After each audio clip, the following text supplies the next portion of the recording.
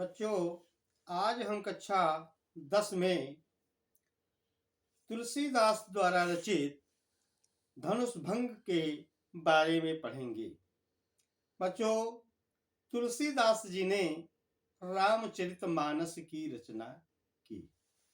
रामचरितमानस की रचना तुलसीदास जी ने कितने दिन में की? 2 वर्ष 7 माह 26 दिन में तुलसीदास जी ने रामचरितमानस की रचना की। तो इस रामचरितमानस में 7 कांड हैं।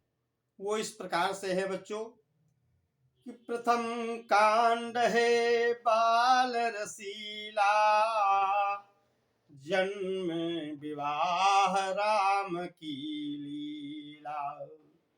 द्वितीय अयोध्या कांड प्रकाशा,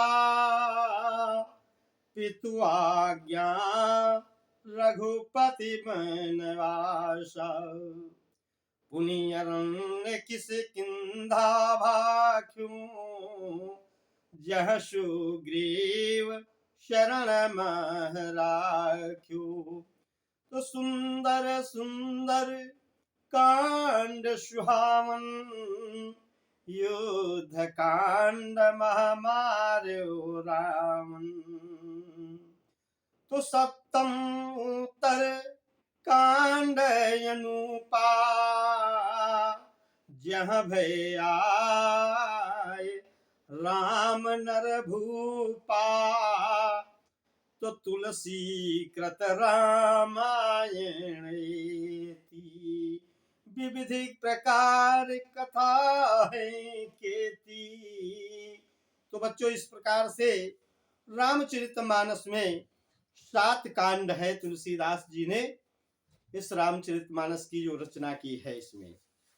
तो तुलसीदास जी का जन्म चित्रकूट के राजापुर गांव में सन 1532 ईस्वी में हुआ और इनकी मृत्यु 1623 ईस्वी में हुई।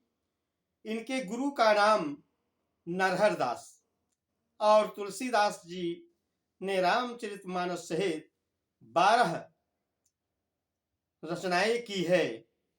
तो आज तुलसीदास की ही रचित रामचरितमानस के बाल कांड से यह अवतरण लिया गया है।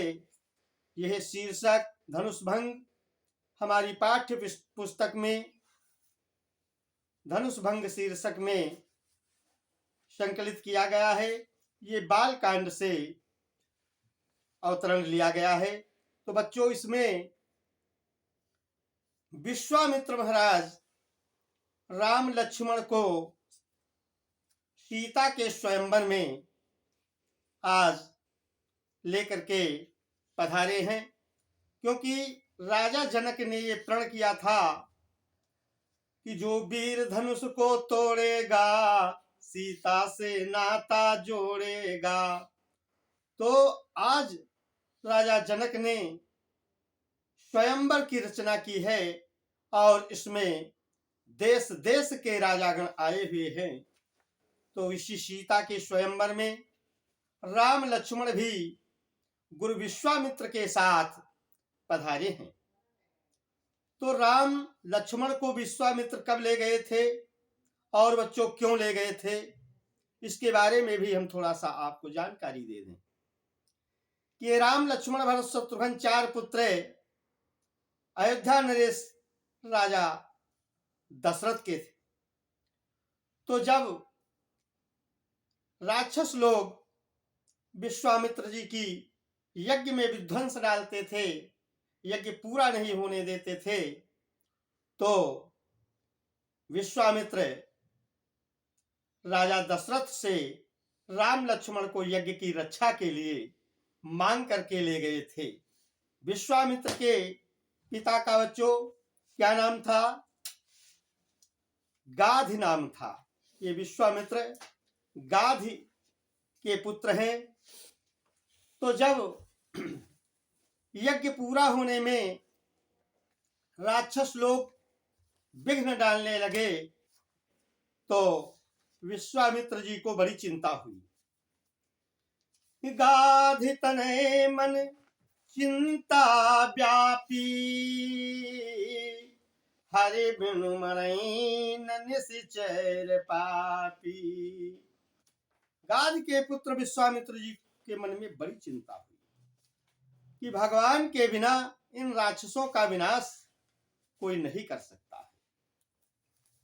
तो तब मुनिवर मन कीन विचारा, प्रभु अवतर्यो हरण मही भारा।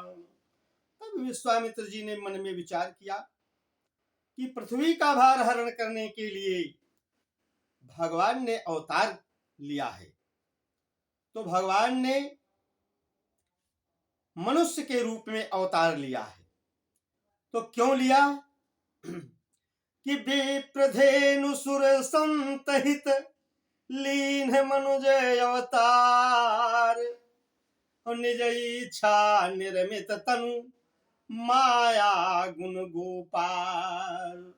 ब्राह्मण गौ और सज्जनों के दुख को हरने के लिए जो है भगवान ने अपनी इच्छा से मानव का शरीर बनाया है और मानव के शरीर में ये प्रकट हुए हैं। तो यही विश्वामित्र के मन में आया कि पृथ्वी का भार हरने के लिए भगवान प्रकट हो चुके हैं। तो न हो तो आज दशरथ जी के यहां चलें। तो एहू मिस देखूं पद जाई, कि एहू मिस देखी हूं पद जाई। चलो इसी बहाने से भगवान के चरणों का के दर्शन करेंगे और जो है भगवान के दर्शन करेंगे कि हूं मिस देखी हूं पद जाई, और कर विनती आनऊ दो भाई। और विनती करके प्रार्थना करके दशरथ से और भगवान को हम ले आएंगे। तो भगवान के बारे में भी बताया कैसे भगवान है कि ज्ञान वैराग सकल गुण ऐना, असो प्रभु में देखूं भरी नैना। जो ज्ञान वैराग्य और सारे गुणों के धाम हैं, ऐसे प्रभु को मैं अपने नेत्रों से भरपूर देखूंगा। ऐसा विश्वामित्र जी ने मन में विचार किया और चल पड़े दशरथ जी के घर के लिए। तो चलने में जरा सा भी विलंब नहीं किया विश्वामित्र जी ने, और सरयू में स्नान करके फिर विश्वामित्र जी राजा दशरथ के दरबार पर पहुंच गए। जो राजा दशरथ के दरबार पर पहुंच गए तो मंत्रियों ने बताया कि राजन एक ऋषि आए हुए हैं। तो जब राजा ने ऐसा समाचार सुना तो मुनियागमन सुना जब राजा, मिलने गयूं लई विप्र समाजा। तो राजा ने जब ऐसा समाचार पाया कि मुनि आए हुए हैं, तो मिलने के लिए सारे ब्राह्मण समाज को लेकर के चल पड़े राजा दशरथ। तो करी दंडवत मुनि सनमानी, निज आसन बैठारे नियानी। तो राजा दशरथ ने मुनि की विश्वामित्र जी की दंडवत की और बड़ा सम्मान करके और फिर उनको अपने आसन पर बैठा दिया। तो इसके बाद आसन पर जब बैठ गए विश्वामित्र जी, तो दशरथ महाराज ने क्या किया कि चरण पखारी की निपद पूजा। चरण धो करके विश्वामित्र जी की पूजा की राजा दशरथ ने, और क्या कहा कि मुँह समयाज धन्य नहीं दूजा। आज मेरे समान कोई धन्य नहीं है। आज तो हम प्रभु के विश्वामित्र जी के ऋषि के दर्शन करके धन्य हो गए हैं। फिर क्या किया राजा दशरथ ने, विविधि भांति भोजन करवावा, मुनिवर हृदय हरसयति पावा। अनेक प्रकार का भोजन कराया राजा दशरथ ने विश्वामित्र को। विश्वामित्र जी ने भोजन किया और भोजन करके बड़ा हृदय से बड़ा प्रसन्न हुए। तो इसके बाद में राजा दशरथ ने क्या किया कि पुनि चरणन मेले सुतचारी, और राम देख मुनि दे हैं विशारी। फिर राजा दशरथ ने अपने चारों पुत्रों को विश्वामित्र के चरणों में डाल दिया, और जब विश्वामित्र जी ने राम को देखा तो राम को देख करके वो अपने शरीर की सुध बुध भूल गए। विश्वामित्र जी राम को देखकर उनके रूप पर ऐसे मुग्ध हो गए जैसे चकोर पक्षी चंद्रमा को देख करके मोहित हो जाता है, इस प्रकार से मुग्ध हो गए। तो राजा दशरथ ने क्या कहा कि हे मुनिवर, आज आपने बहुत बड़ी हमारे ऊपर कृपा की, जो यहाँ हमारे दरबार में पधारे हैं। आज तक आपने इतनी बड़ी कृपा हमारे ऊपर कभी नहीं की। क्या कारण है जो आज आप हमारे दरवाजे पर पधारे हुए हैं? तो कैसे कहा राजा दशरथ ने विश्वामित्र जी से कि कही कारण आगमन तुम्हारा, कहो सो कहत न लाव उबारा। हे मुनि, क्या कारण है आज आप हमारे दरवाजे पर पधारे हुए हैं? शीघ्र बताइए, बताने में जरा सा भी विलंब ना कीजिए। क्या कारण है, किस कारण से आप हमारे यहाँ आए हुए हैं? तो विश्वामित्र जी ने राजा दशरथ से क्या कहा कि असुर समूह सतावहि मोही, मैं जाचन आयऊ नृप तूही। हे मुनिवर, हमें राक्षसों का समूह बहुत परेशान किया है, कर रहा है, बहुत सता रहा है, इसलिए मैं आपसे कुछ मांगने आया हूं। तो राजा ने कहा कि मांग लीजिए, आप क्या मांगने आए हो? तो जानते हो बच्चों क्या मांगा विश्वामित्र जी ने राजा दशरथ से कि अनुज समेत देहु रघुनाथा, और निश्चर बध में होऊं सनाथा। हे मुनियर, छोटे भाई सहित राम जी को हमें दे दो, तो जब ये निशाचरों का वध कर देंगे तो निशाचरों का वध करके हमको निडर कर देंगे। ऐसा विश्वामित्र जी ने राजा दशरथ से कहा। तो आप इसे बड़ी ही प्रसन्नता पूर्वक दीजिए, इससे आपके यश में बड़ी ही वृद्धि होगी, धर्म में भी वृद्धि होगी। तो राजा दशरथ ने क्या कहा फिर इस बात को सुन करके कि सुन राजा अति प्रिय बानी, हृदय कंप मुख दुति कुम्हिलानी। राजा दशरथ ने जब ऐसी बात सुनी तो इनके होश उड़ गए, ऐसी अप्रिय वाणी को सुन करके, और उनका हृदय कांप उठा, ऐसी दशा हो गई, और मुख बिल्कुल मलिन हो गया, मुरझा गए राजा दशरथ।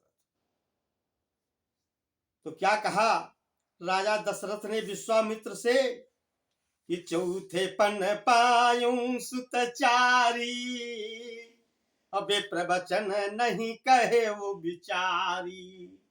हे मुनिवर, अरे बुढ़ापे में चौथे पन में तो हमने 4 पुत्र पाए, वो भी तुम मांग रहे हो?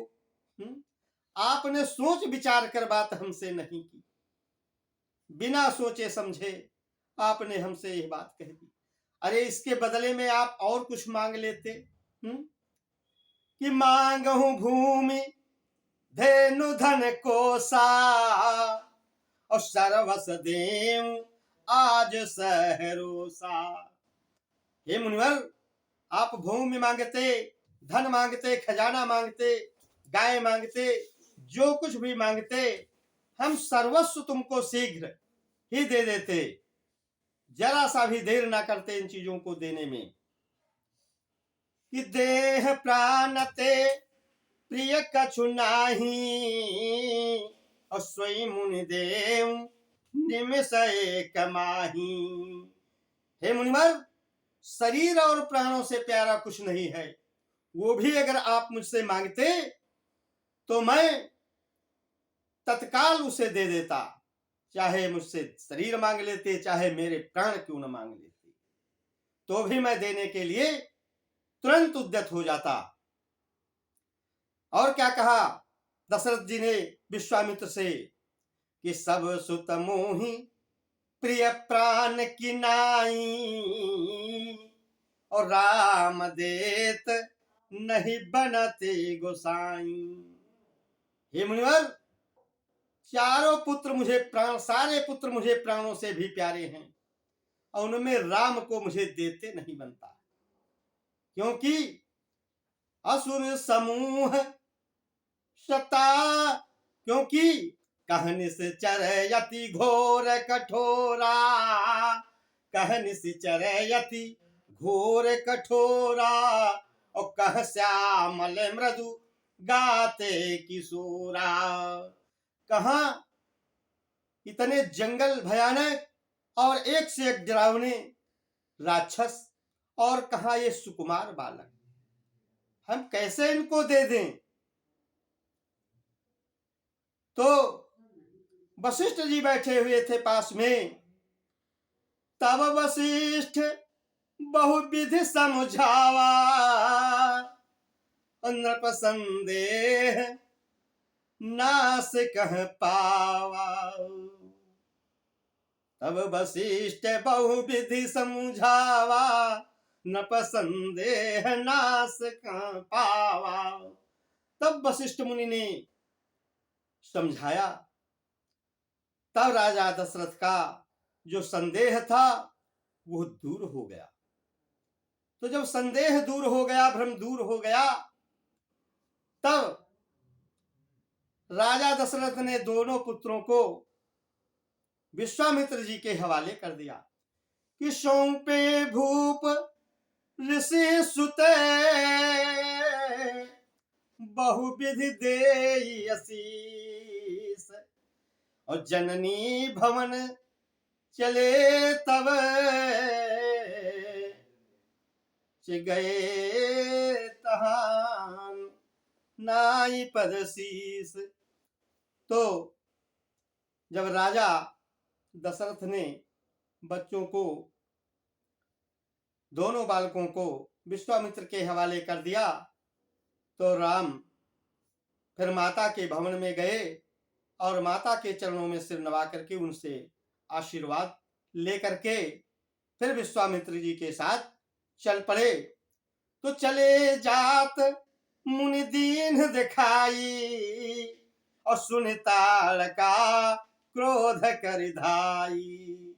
जैसे चले रास्ते में विश्वामित्र जी ने ताड़का को दिखाया और वह ताड़का क्रोध करके राम की तरफ दौड़ी। तो एक ही बाण प्राण हरि लीन्हा अभय जानी तेहि निज पद दीन्हा। तो राम ने फिर एक ही बाण में उसके प्राणों को हर लिया और फिर उसे दीन जान करके अपना पद दिया। फिर विश्वामित्र जी राम लक्ष्मण को अपने आश्रम पर ले गए और अपना अस्त्र शस्त्र सब सौंप करके फिर अपना परम हेतु मान करके इनको कंद मूल फल का भोजन कराया और फिर रात में वही आश्रम पर तीनों लोगों ने विश्राम किया। और फिर जैसे ही प्रातः काल हुआ तो प्रात कहा मुनि सन रघुराई, निर्भय यज्ञ करो तुम जाई। प्रातः काल फिर राम जी ने विश्वामित्र जी से कहा, हे ऋषिवर, अब आप निश्चिंत होकर, निडर होकर के अपनी यज्ञ कीजिए। होम करन लागे मुनि झारी, आप रहे मख की रखवारी। मुनि विश्वामित्र जी होम करने लगे और राम जी यज्ञ की रक्षा के लिए बैठ गए। उसी समय महाक्रोधी जो है शत्रु मरीच आ गया। तो मरीच को बिना फल वाला राम ने एक बाण मारा, जो 100 योजन समुद्र के पार, 100 योजन समुद्र के पार गिरा, और उसके साथ में जो सेना आई हुई थी उसे भी लक्ष्मण जी ने नष्ट कर दिया। और फिर राम जी ने अग्निबाण मार करके सुबाहु को भी मार दिया। इस प्रकार से सारे निशाचरों का वध करके जो है वो यज्ञ जो है विश्वामित्र जी का पूर्ण हुआ। तो राम जी बोले कि हे मुनिवर, आपका अब यज्ञ पूरा हो गया है, क्या हम जा सकते हैं? विश्वामित्र जी ने कहा, नहीं, अभी नहीं। तो कहा कि ऐसा है, आपका तो यज्ञ पूरा कर दिया हमने, और हमें एक और भी यज्ञ करना है। विश्वामित्र ने कहा, वो तुमको कौन सा यज्ञ करना है? बोले, हमें अभी धनुष यज्ञ करना है, जिसमें अब पहुंचना जरूरी है। तो विश्वामित्र जी राम लक्ष्मण को लेकर के वहां से धनुष यज्ञ के लिए चलते हैं। तो रास्ते में जब चलते हैं तो गौतम की नारी अहिल्या, जिसे गौतम ऋषि ने पत्थर होने का श्राप दिया था, वो पड़ी हुई थी। तो गौतम नारी श्राप बस उपल देह धर धीर, चरण कमल रज चाहती, कृपा करो रघुवीर। वह पत्थर में पड़ी हुई गौतम की नारी अहिल्या थी, जो भगवान के चरणों की रज चाह रही थी। तो भगवान ने अपने चरणों का स्पर्श करके उसे फिर सुंदर नारी के रूप में प्रकट कर दिया। वह पत्थर की शिला फिर से जो है एक सुंदर नारी के रूप में प्रकट हो गई। तो जब अहिल्या फिर से सुंदर स्त्री बन गई, तो फिर गौतम ऋषि ने उनको स्वीकार कर लिया, और राम लक्ष्मण को लेकर के फिर विश्वामित्र जी धनुष यज्ञ में पहुंच जाते हैं। बच्चों, आज हम इतना ही बताने के बाद थोड़ा सा विश्राम लेंगे, और फिर आगे धनुष भंग के पाठ की चर्चा करेंगे। धन्यवाद।